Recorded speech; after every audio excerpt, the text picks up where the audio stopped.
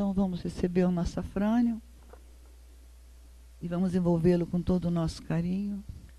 Bem, meus irmãos, boa noite. Vou virar essa encrenca para cá, porque não está funcionando. Bom, em primeiro lugar, falar sobre os cursos, já que ela tocou no assunto. Amanhã, sexta-feira, nós estamos iniciando uma turma do livro Que é o Espiritismo. É uma turma que a gente sempre abre no meio do ano e que vai até o final do ano, justamente para acolher os companheiros que chegam na casa e não conseguem se matricular nos cursos regulares, que os cursos regulares iniciaram no início do ano. Então, aqueles que tiverem interesse, o livro Que é o Espiritismo é um livro preparado pelo nosso querido Allan Kardec, né, justamente dando as noções básicas, iniciais, sobre o Espiritismo. Quer dizer, aqueles que estão chegando agora fazem o livro até o final do ano. No final do ano, pode se matricular no Livro dos Espíritos e, portanto, dar sequência aos seus estudos. Tá? A gente só inicia os livros regulares, o Pentateuco, a gente só inicia no início do ano. Então, quem quiser iniciar amanhã, 8 horas da noite, temos 2 companheiros aí encarregados do trabalho, que é o Bruno e o Carlos. O Bruno é um jovem da casa, né, um jovem da mocidade, e o Carlos, não tão jovem, mas também um trabalhador da casa. Estarão aí os 2, portanto, participando desse trabalho com vocês. Bom, essa era a primeira coisa que eu queria falar. A segunda é que o tema da noite de hoje é extremamente delicado, principalmente quando a esposa da gente é a dirigente do trabalho, né? Falar sobre metades eternas, falar sobre alma gêmea, né? Mas não é só sobre esse tema que nós vamos falar. Na verdade, a Lurimar, quando fez a divisão do livro dos Espíritos, né? Ela pediu que nós falássemos da 291 a 303. Então, relações de simpatia e antipatia entre os espíritos e metades eternas. Na verdade, nós estamos estudando uma parte do Livro dos Espíritos em que Kardec quer saber como é que fica a relação dos espíritos depois da morte. Essa é a questão-chave, né? Relação de simpatia e antipatia entre os espíritos depois da morte. Ele quer saber como é que fica o nosso relacionamento depois da morte. A gente continua nutrindo simpatia uns pelos outros, ou nutrindo antipatias, nós nos perdoamos, como é que fica isso? Então, Kardec faz uma bateria de perguntas e eu procurei sintetizar as ideias centrais de cada pergunta para a gente ir conversando. Na pergunta 291, a ideia central é essa aí, ó. O laço que prende os espíritos uns aos outros após a morte é mais forte porque então esse laço não se acha exposto às vicissitudes das paixões. Bom, eu grifei ali o é mais forte para que a gente tenha a convicção, né, de que quando nós desencarnamos, livres das paixões, é como se nós nos conhecêssemos verdadeiramente como somos. Nós aparecemos uns para os outros como na verdade somos. Quer dizer, essa vestimenta de carne que nós temos hoje, ela nos possibilita muitas vezes iludir as pessoas que conosco convivem, né? Através de um sorriso artificial, através de um comportamento aparentemente bondoso, que na verdade muitas vezes não espelha o que vai dentro de nós, né?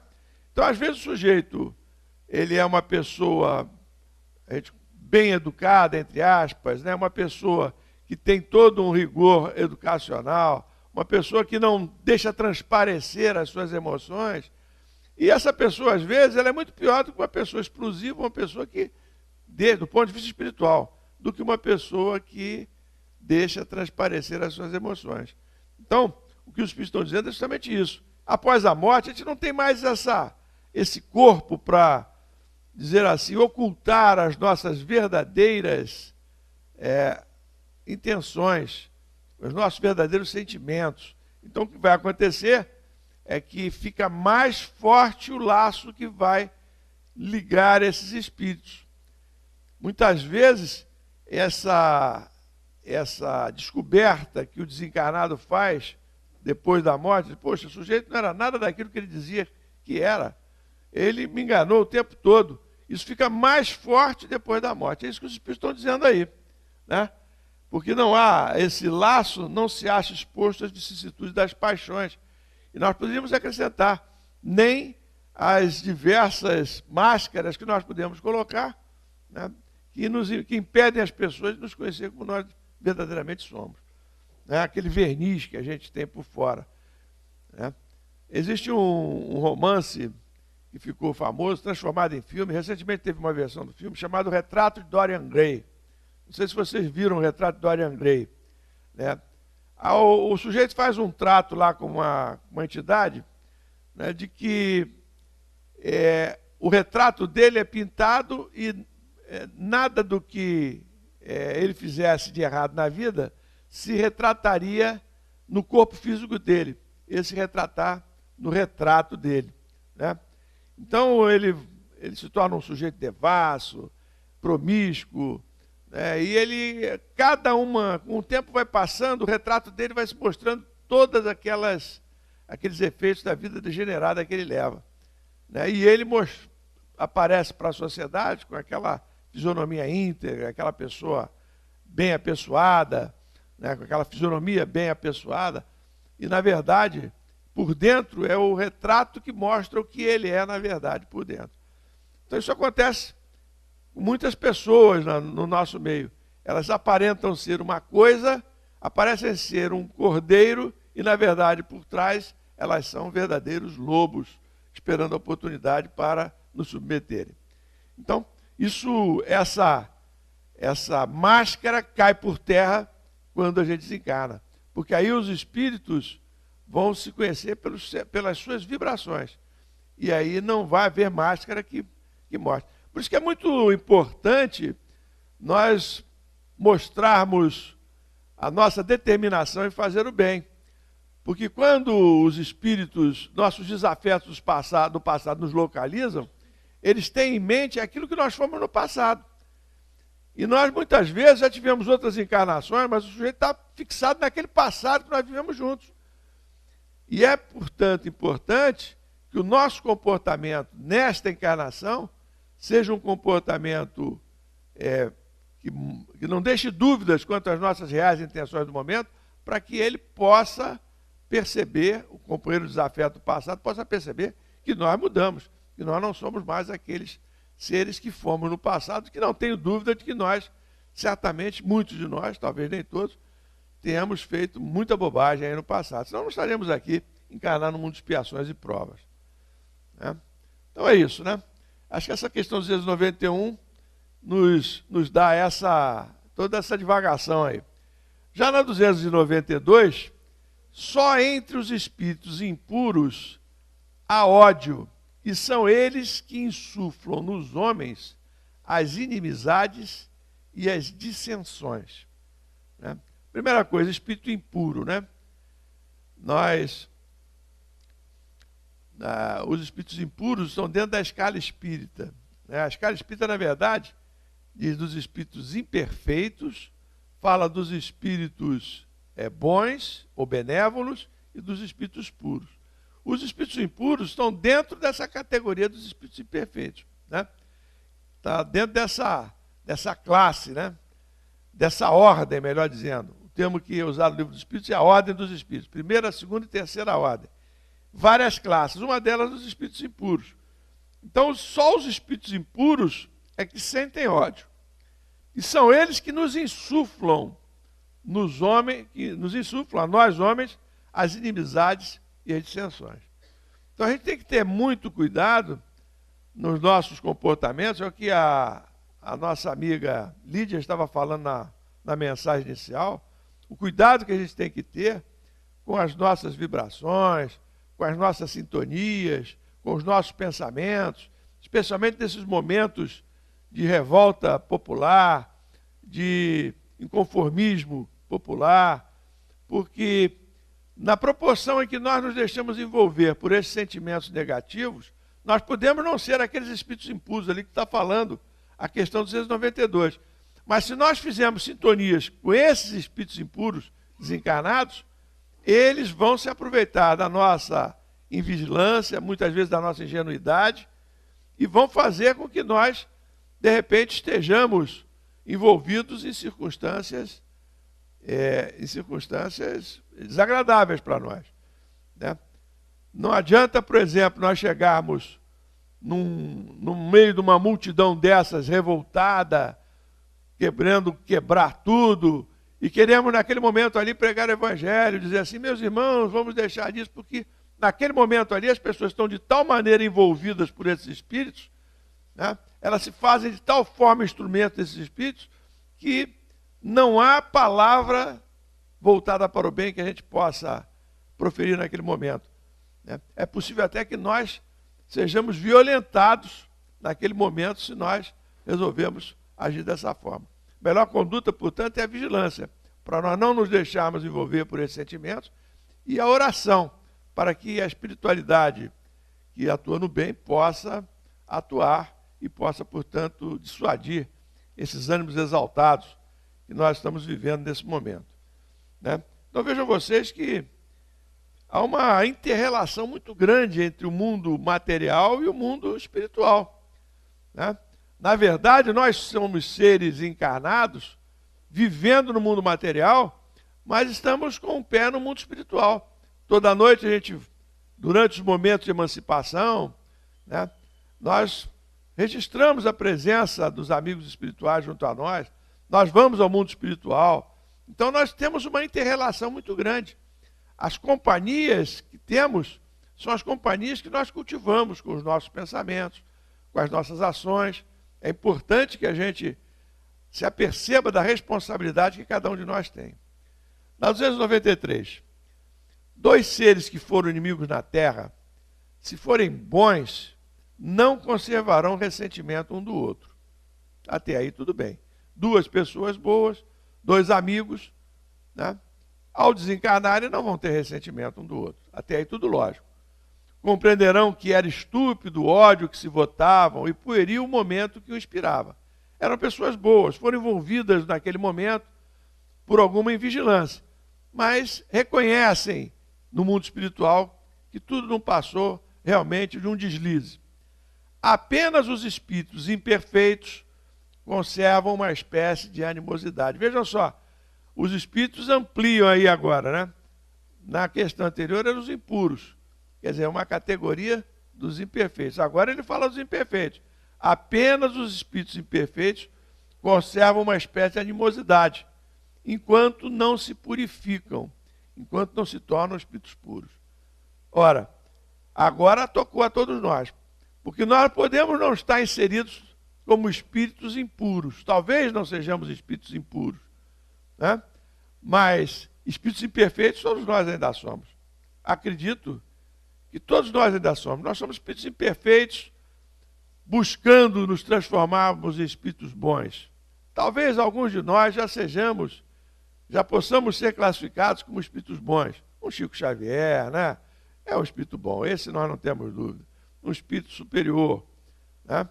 Nós podemos ter exemplos de espíritos bons, mas a verdade é que a grande maioria de nós, e acredito que muitos de nós que estamos aqui nessa sala, ainda somos espíritos imperfeitos. Então temos que ter cuidado com as nossas sintonias, com as nossas vibrações, porque essa inter-relação que nos move entre mundo espiritual e mundo material, ela é movida pela sintonia que fazemos uns com os outros. Se sintonizarmos com bons espíritos, teremos boas influências e, consequentemente, praticaremos o bem. Se sintonizarmos com maus espíritos, a coisa complica. Mesmo buscando sermos bons, no momento dessa influência nós podemos fazer alguma coisa de que vamos nos arrepender, às vezes por muitos anos.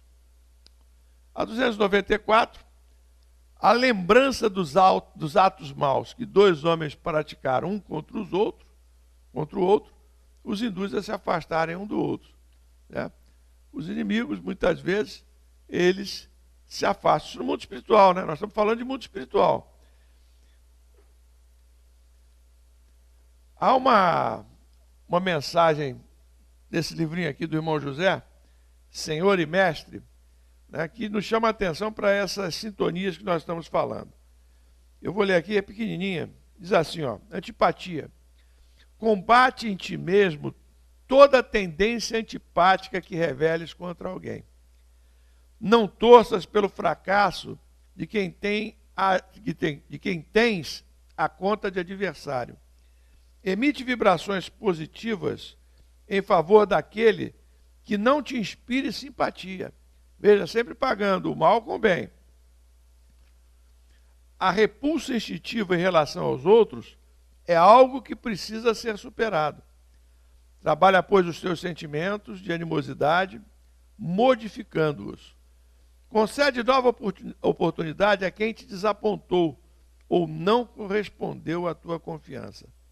É possível que, igualmente, sem justa razão de ser, não estejas na lista de afeições de muitas pessoas. Então, o irmão José vem nos conclamando a lutarmos contra essas sintonias que às vezes começam em pequenas antipatias que nós sentimos. A pessoa chega, a gente pensa assim, puxa, eu não fui com esse cara aí. Realmente ele tem uma maneira que não está de acordo, sei lá, não sei o que é, mas eu não gosto dele. A gente tem que combater isso. É o que o irmão José vem falando, né? Porque se a gente dá curso a essas ideias, essas antipatias muitas vezes gratuitas, nós vamos abrir sintonia com esses espíritos que querem aprofundar essa desavença que existe entre nós. Bom, depois da morte, isso aí é um estímulo para nós. Ó. Depois da morte, aqueles a quem fizemos mal neste mundo, se são bons, nos perdoam, segundo o nosso arrependimento. Quer dizer, a gente tem que se arrepender, né? E se as pessoas a quem fizemos mal forem boas e nós nos arrependemos, então eles vão nos perdoar, né? Se maus, é possível que guardem ressentimento do mal que lhes fizeste, o que nós fizemos, e nos persigam até não raro em outra existência. São as obsessões, né?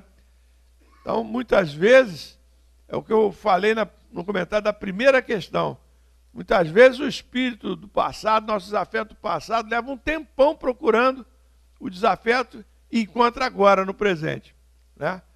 É um espírito mau que agora nos relocaliza e diz, poxa, esse cara é aquele que fez isso no passado, né? E aí abre a sintonia conosco e nós vamos fazer aí, muitas vezes, processos obsessivos dolorosos.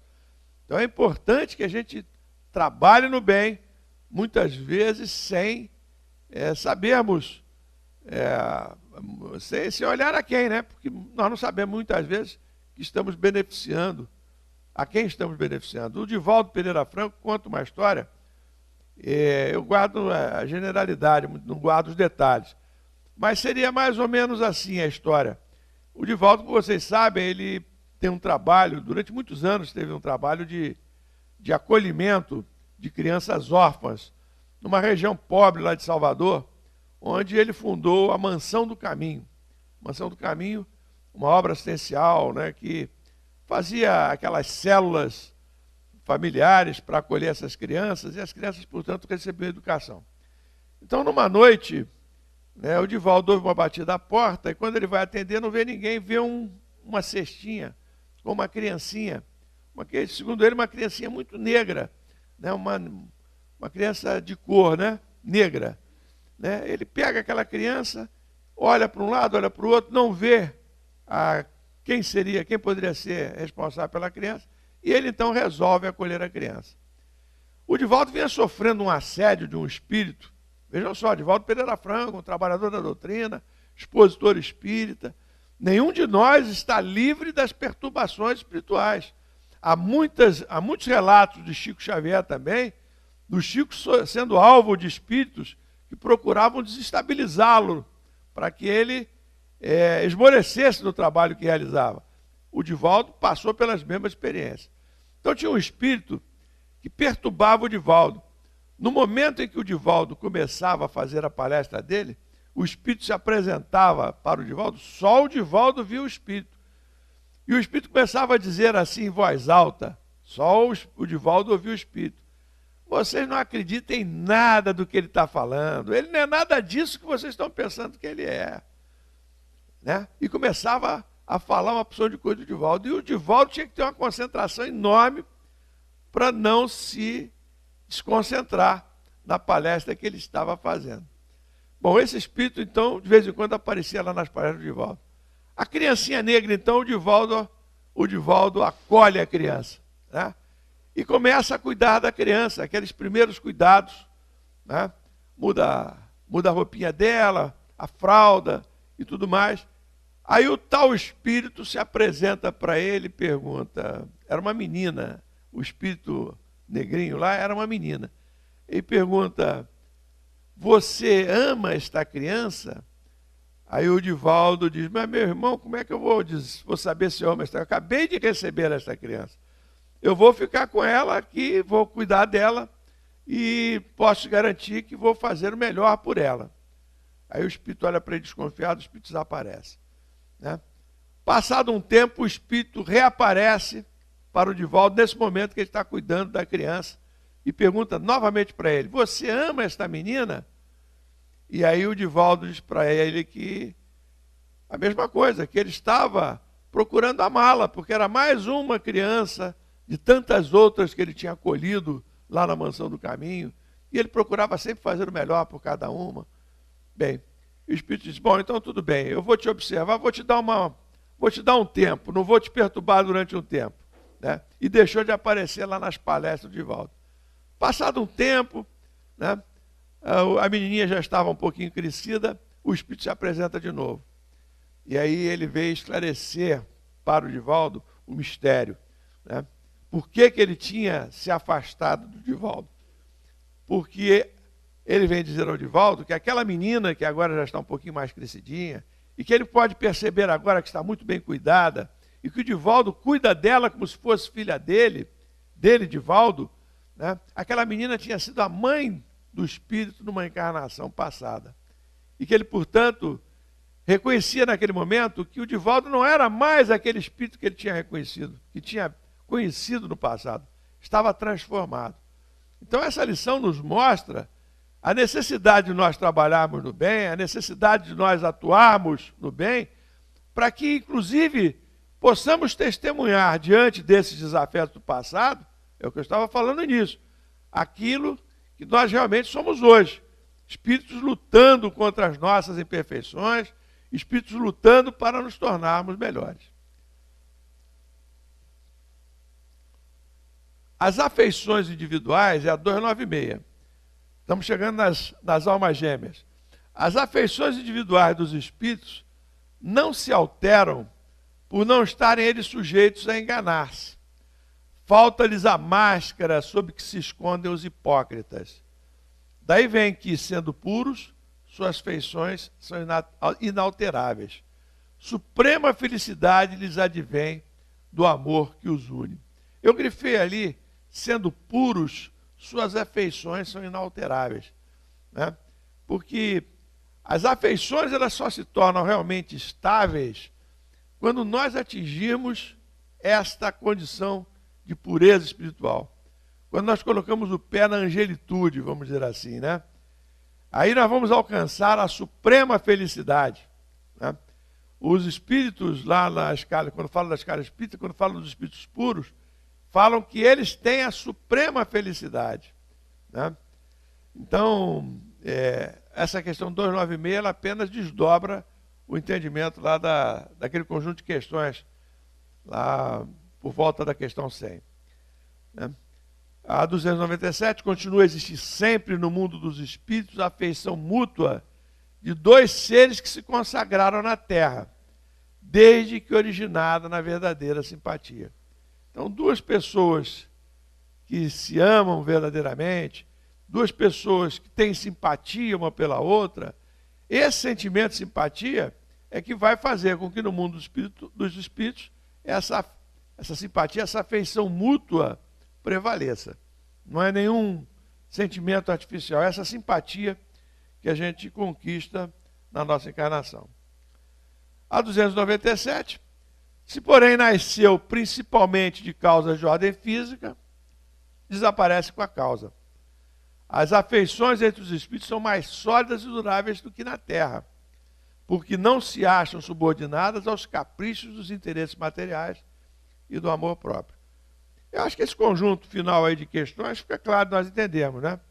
Porque muitas vezes nós buscamos, em se tratando, por exemplo, de relacionamento afetivo, em se tratando de relacionamento com a pessoa com quem pretendemos passar a nossa vida, né? A pessoa com quem pretendemos casar, com quem pretendemos trocar nossas experiências, nós buscamos, muitas vezes erroneamente, a parte física. Buscamos a moça bonita fisicamente, a moça que tem um corpo bem feito do ponto de vista físico, e a mesma coisa as mulheres em relação aos homens, né?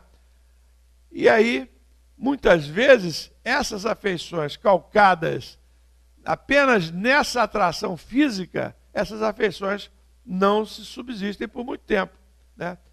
Porque o que os espíritos estão dizendo ali, as afeições que prevalecem realmente são aquelas afeições espirituais, aquela simpatia espírito para espírito, não é aquela afeição calcada na matéria.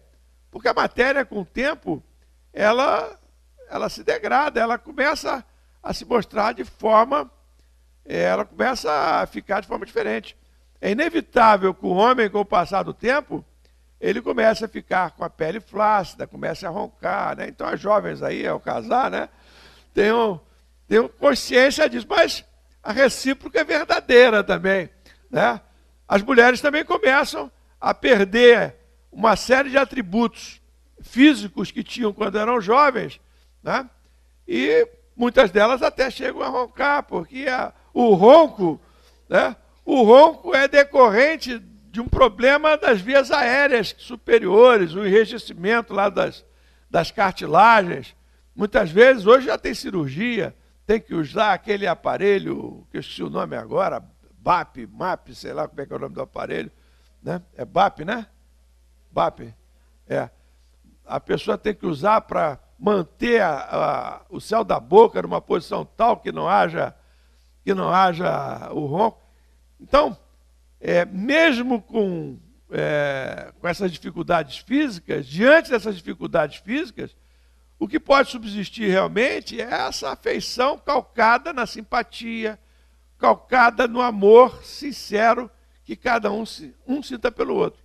Então a gente tem que buscar isso, não tem que buscar a perfeição física, a gente tem que buscar a nossa semelhança espiritual. É o que o pessoal chama de alma gêmea, ou metade eterna. A gente tem que fazer aí uma diferença, né? Porque essa ideia de metade eterna, eu não gosto desse termo. Aliás, não sou eu que não gosto, não. Kardec também não gostava. E nós vamos ver que Kardec não gostava desse termo metade eterna. A gente costuma falar hoje muito em almas gêmeas. E tem gente que sai de um casamento para o outro até buscando a sua alma gêmea, né? Casa descasa, casa descasa, casa descasa, atrás da alma gêmea, né? O que seria a alma gêmea? Essa ideia de metade eterna, ela nos traduz assim uma ideia de que, de repente, nós somos apenas um espírito, né? E por algum motivo, esse espírito ele é, vamos dizer assim, separado, né? Uma metade para um lado, masculino, outra metade para o outro, feminina, né? E aí essas metades, elas se buscam o tempo todo para que um dia elas possam novamente seguir juntas no mundo espiritual, né? O termo almas gêmeas até também não se aplica, né? Porque, vou fazer aqui uma pesquisa sobre gêmeos, né? No próprio Livro dos Espíritos, a gente já estudou anteriormente, acho que aqui, lá na questão 211, foi até um estudo que eu fiz aqui, né, sobre metades eternas significam almas gêmeas. Na questão 211, de onde deriva a semelhança de caráter que muitas vezes existe entre dois irmãos, mormente gêmeos, né? São espíritos simpáticos. Então, alma gêmea são duas almas simpáticas, duas almas que se aproximam por analogia de sentimentos e se sentem felizes por estarem juntas. Nesse sentido aí, a gente pode admitir a expressão alma gêmea. Naquele sentido anterior, de metade eterna, duas metades que vagam separadas pelas diversas encarnações para um dia se encontrarem, nesse sentido, né, o próprio Kardec vai contestar. Vejam só, os gêmeos, portanto, são espíritos simpáticos, né? Não simpáticos no sentido de serem animados, como o Gilberto e o Gilson, simpáticos no sentido de serem dois espíritos afinizados, né? Dois espíritos dispostos aos mesmos objetivos. Nós temos o exemplo aqui da casa. Agora, existem três tipos de gêmeos, né? Existem os gêmeos univitelinos, que eu achava que os gêmeos univitelinos eram os gêmeos que não eram muito diferentes um do outro, né? Mas fiquei sabendo hoje na pesquisa que o univitelino é um óvulo e um espermatozoide. Por uma reação não muito bem explicada cientificamente, eles se separam, são idênticos e são do mesmo sexo. São aqueles gêmeos realmente idênticos, né? E os gêmeos bivitelinos, que são a grande maioria, são dois óvulos, dois espermatozoides, são chamados de gêmeos fraternos, né? São aqueles que são um pouco diferentes. Quando há, portanto, um menino e uma menina, são gêmeos fraternos, são bivitelinos. Eu achava que não, quando eles eram muito parecidos, que eles seriam univitelinos. A gente pesquisando, a gente... E ainda existe um outro tipo de gêmeo, que são os gêmeos chifópagos, né? Que são univitelinos, mas por uma razão também não muito bem explicada, eles ficam ligados por uma parte do corpo. Esses gêmeos chifópagos, eles são apelidados de siameses. E foram chamados de siameses em homenagem a dois gêmeos, Shang e Eng, né? Que nasceram no Sião, Tailândia, em 1811. Kardec, portanto, já conhecia a história dos gêmeos Shang e Eng. Viveram colados pelos ombros até a morte, mas isso não foi impeditivo para que eles se casassem e tivessem 22 filhos. Faleceram com um intervalo de 3 horas de um para o outro. Os dois gêmeos. Trouxe a fotografia dos simpáticos aqui para vocês conhecerem. Olha os simpáticos aí, ó. Shang e Eng. Eu não sei quem é o Shang e quem é o Eng, pô. Mas os dois estão aí, né? Então, são os gêmeos, os verdadeiros gêmeos siameses, que apelidaram os chifópagos, né? Hein? Não, aí fica complicado. Como é que as mulheres serem siamesas também, como é que elas vão se relacionar com esses gêmeos? Essa é uma confusão. Acho que cada um tinha a sua, né? Cada um tinha a sua. Cada um virava para um lado lá, ou eles davam um tempinho, um ficava com uma, depois o outro ficava com a outra. Devia ter um código lá entre eles, né? Para ter 22 filhos, pô, né? 22 filhos, né?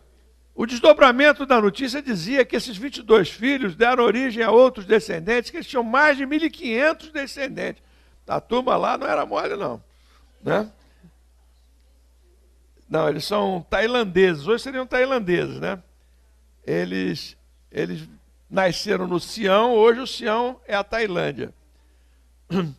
Então, por tudo isso, eu estou falando isso tudo aí para justificar que essa expressão alma gêmea, né, significa alma simpática, porque os gêmeos são espíritos simpáticos, eles mantêm a sua individualidade.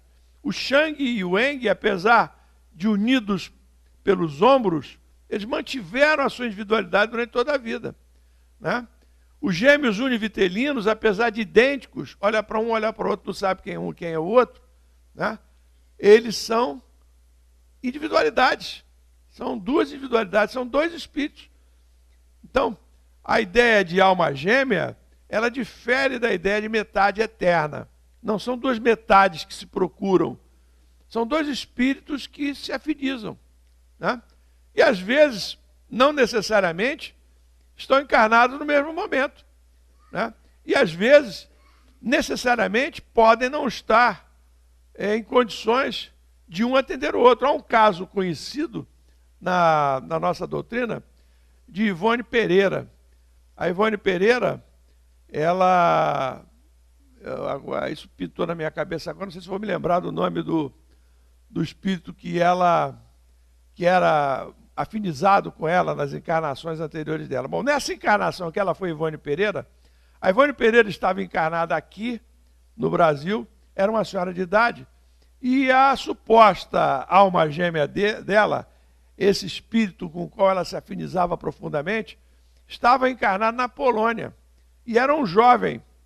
Então, é uma história interessante, né?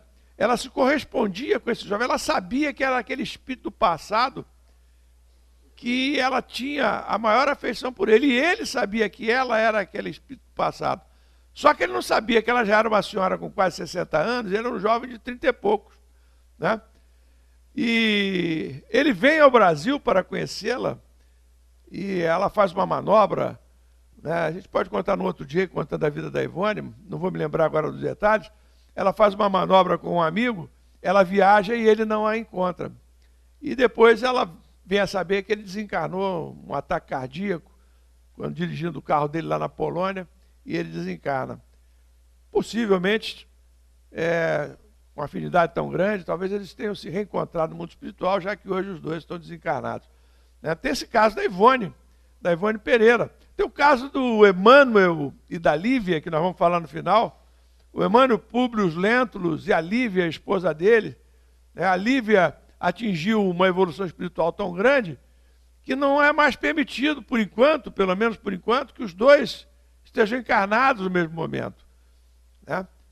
E o Emmanuel, então, ele sente uma profunda saudade da Lívia, mas eles estão separados nesse momento.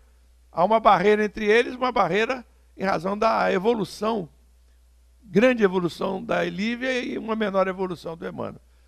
Então é isso, né? Essa questão de metades eternas e almas gêmeas passa por essas reflexões aí. A união que há é a de todos os espíritos, falando sobre metades eternas, né? Que a gente começou a falar de metades eternas. Não há união particular e fatal de duas almas. Essa é a conclusão. Não há metades eternas. A união que há é de todos os espíritos, mas em graus diversos, segundo a categoria que ocupam. Isto é, segundo a perfeição que tenham adquirido. Quanto mais perfeito, tanto mais unidos. Essa é a questão 298. É a questão de Kardec. Bom, então passamos aí pelo Shang Yang. Falando mais sobre os espíritos gêmeos, né? Outras questões, acho que não vai acrescentar aqui nesse momento. A palavra metade, aí é com reflexão de Kardec. Bota um pouquinho. Está aqui. A palavra metade, de que alguns espíritos se servem para designar os espíritos simpáticos, é uma expressão inexata. Tem um é mais ali. Se um espírito fosse a metade do outro, separados os dois, estariam ambos incompletos, né? Então, se cada um é uma metade, os dois seriam incompletos. Não é essa a ideia de Kardec. Todos os espíritos que atingiram a perfeição estão reciprocamente unidos. Nas esferas inferiores, desde que o espírito se eleva, já não simpatiza como dantes com os que lhe ficaram abaixo.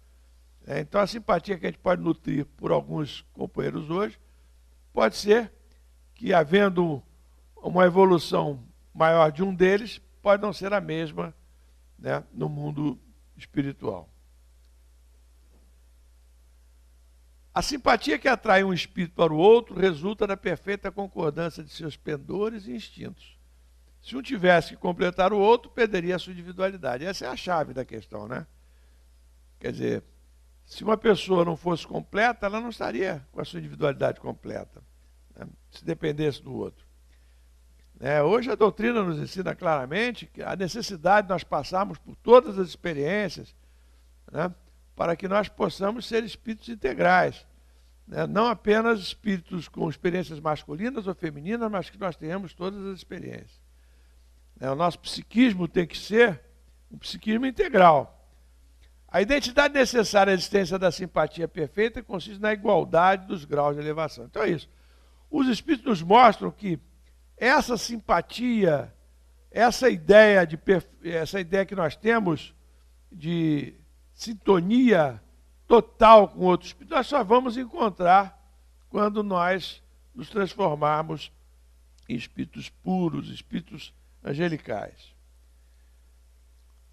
Todos os espíritos um dia serão simpáticos uns aos outros. Um espírito hoje que está numa esfera inferior ascenderá, aperfeiçoando-se em que se acha tal outro espírito. E ainda mais depressa se dará o encontro dos dois, se o mais elevado, por suportar mal as provas a que esteja submetido, permanecer estacionário. Esse é 303. Por deixar de ser simpáticos um ao outro, dois espíritos que já sejam, se um deles for preguiçoso. Então, o Kardec está percebendo aí, no diálogo dele com os espíritos, é que essa condição de simpatia de um espírito pelo outro, ela pode se alterar ao longo do tempo, dependendo da experiência de um e da experiência do outro. Aí Kardec vai dar a conclusão dele aqui agora. Essa é a conclusão de Kardec. A teoria das metades eternas encerra uma simples figura representativa da união de dois espíritos simpáticos. Trata-se de uma expressão usada até na linguagem vulgar e que não se deve tomar ao pé da letra. Não se deve, pois, aceitar a ideia de que, criados um para o outro, dois espíritos tenham fatalmente que se reunir um dia na eternidade, depois de haverem estado separados por tempo mais ou menos longo. Então, esta é a ideia de Kardec a partir de todas essas questões.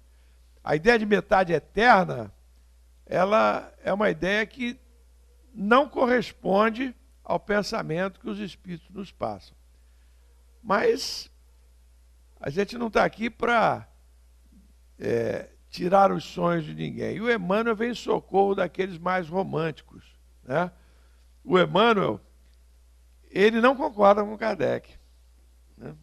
O Emmanuel não concorda com Kardec. Apesar do raciocínio cristalino de Kardec, sou eu falando aí, né? No livro Consolador, o Emmanuel, nas questões 323 a 327, sustenta a existência de uma teoria de almas gêmeas. Vou ler aqui rapidamente algumas perguntas, já está chegando o final do nosso tempo, mas eu não posso deixar vocês na curiosidade, né? Principalmente os românticos aí. 323 a 327. Então, olha só.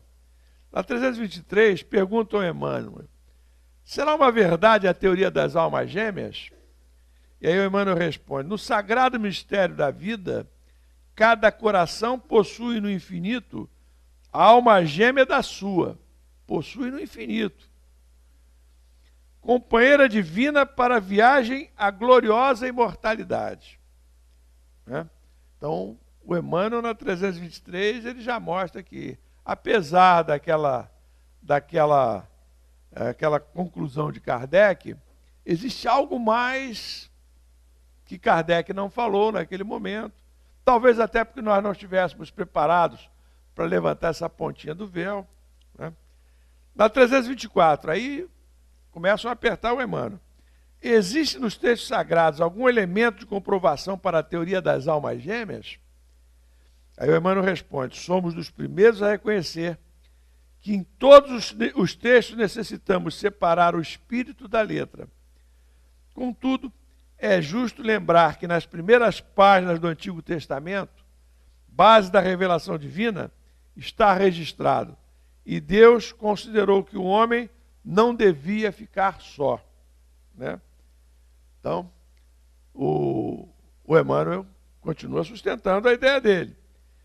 Na questão 325, ele vai falar assim: a ligação das almas gêmeas repousa para o nosso conhecimento relativo nos desígnios divinos insondáveis na sua sagrada origem, constituindo a fonte vital do interesse das criaturas para as edificações da vida. Separadas ou unidas nas experiências do mundo, as almas irmãs caminham ansiosas pela união e pela harmonia supremas, até que se integrem no plano espiritual, onde se reúnem para sempre na mais sublime expressão do amor divino, finalidade profunda de todas as cogitações do ser, no dédalo do destino. Olha, vale a pena aí quem tem interesse no tema, né, ler detalhadamente as questões 323 a 328. 328, eu botei 327, mas tem 328 também. Emmanuel fala assim na 328. Não devemos esquecer que a Terra ainda é uma escola de lutas regeneradoras ou expiatórias, onde o homem pode consorciar-se várias vezes sem que a sua união matrimonial se efetue com a alma gêmea da sua, muitas vezes distante da esfera material. Então, o assunto para o Emmanuel não se acaba na conclusão lógica de Kardec. O assunto de Emmanuel passa pela grande paixão que ele sentia por Lívia, pela grande frustração que ele sentiu em não poder ficar junto dela, quando ela é vitimada lá pelos que combatiam os cristãos, né? Ela é sacrificada, ela morre na arena, e o Emmanuel deixa de aproveitar aquele minuto de contato com Jesus. Não sei se vocês leram o livro há 2000 anos, mas se não leram, vale a pena ler. É um romance inesquecível, né? Então o Emmanuel, ele tem um encontro com Jesus. Lívia e Emmanuel, na época ele era Públio Lentulus, eles tinham uma filha com uma doença de pele, hanseníase, né? E essa filha deles está no momento de crise. O Emmanuel fica desesperado e sai caminhando, desorientado, e encontra Jesus às margens do Mar da Galileia, né? E aí, naquele momento ali, meio atônito, né, o Emmanuel conversa com Jesus, né, e Jesus oferece a possibilidade de Emmanuel, naquele momento ali, se tornar um seguidor dele. E Emmanuel prefere sustentar que ele é um senador romano, que ele é um homem orgulhoso, que tinha uma tradição da família. E Jesus, então, diz para ele que a filha dele será curada, mas não por ele, mas sim pela fé da mãe da criança, né? E Lívia realmente se dedica inteiramente àquele cristianismo primitivo, e ela acaba sendo sacrificada, como eu disse, e se torna, portanto, um espírito de uma grande elevação. E o Emmanuel, ele acaba o resto da vida sozinho, naturalmente arrependido por ter perdido o grande amor de sua vida. Então o Emmanuel, toda essa reflexão do Emmanuel, ela é feita com base na experiência pessoal dele, com base na grande saudade que ele sente da Lívia, né, a quem ele tem como sua alma gêmea. Os editores desse livro aqui, a Federação Espírita Brasileira, não satisfeita com essas respostas de Emmanuel, que contrariavam Kardec, eles fazem um questionamento ao Emmanuel, né? Como é que o Emmanuel fala um negócio desse no livro, se Kardec diz o contrário lá no Livro dos Espíritos? E aí o Emmanuel diz assim, ó: meu amigo, Deus te abençoe o coração nas lutas materiais. Agradecendo o teu carinho fraterno na colaboração amiga e sincera de sempre, peço a modificação do texto da questão 328, essa que eu acabei de ler, que deverá ser apresentada nos seguintes termos. Aí ele faz um esclarecimento do ponto de vista dele, onde ele diz assim, com a expressão, eu vou ler só o finalzinho, com a expressão almas gêmeas, não desejamos dizer metades eternas. E ninguém a rigor pode estribar-se no enunciado para desistir de veneráveis compromissos assumidos na escola redentora do mundo, sob pena de aumentar os próprios débitos com difíceis obrigações à frente da lei. As uniões em toda a vida são orientadas por ascendentes de amor mais profundos que aqueles entrosados nas humanas concepções. Se modificam na esteira evolutiva. Se possível, Eis que me permito solicitar, renovando ao querido irmão o meu agradecimento sincero e a minha afeição de todos os dias.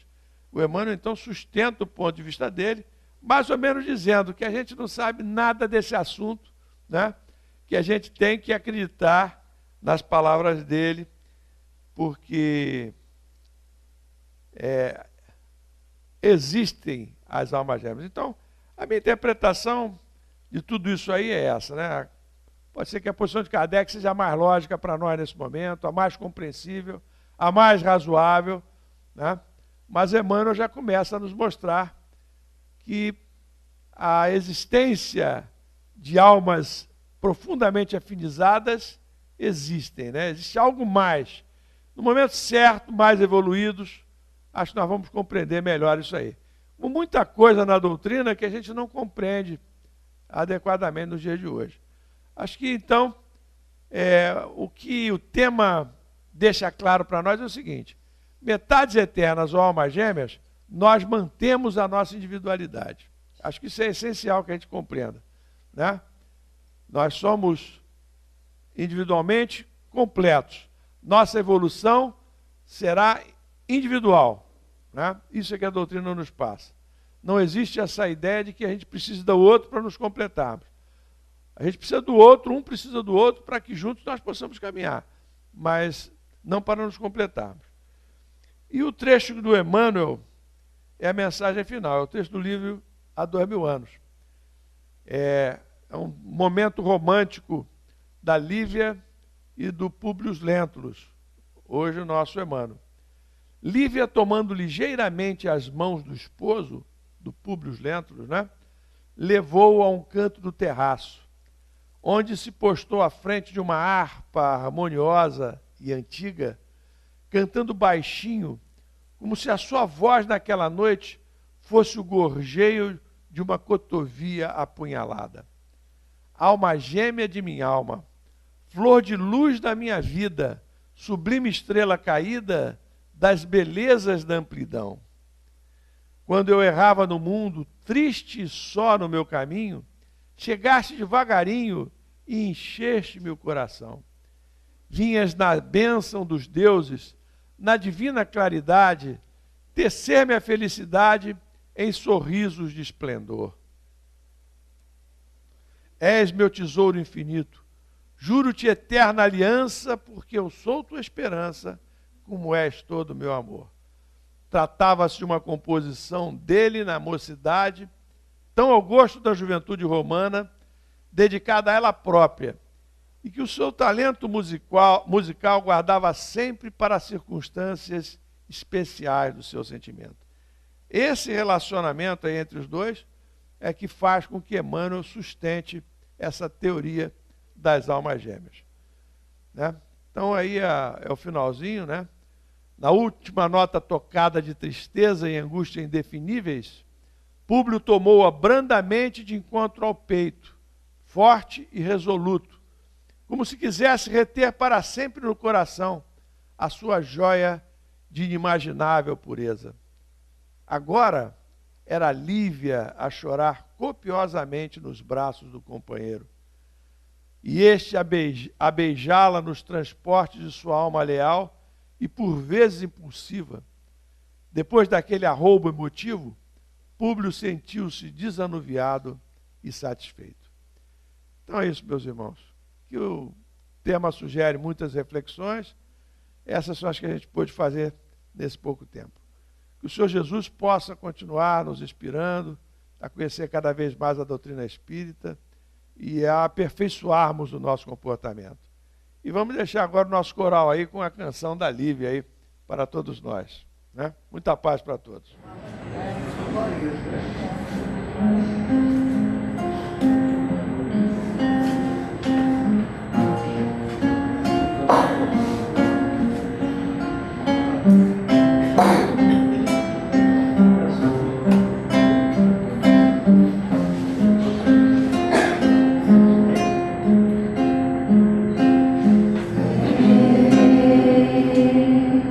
Me abraça em teus braços.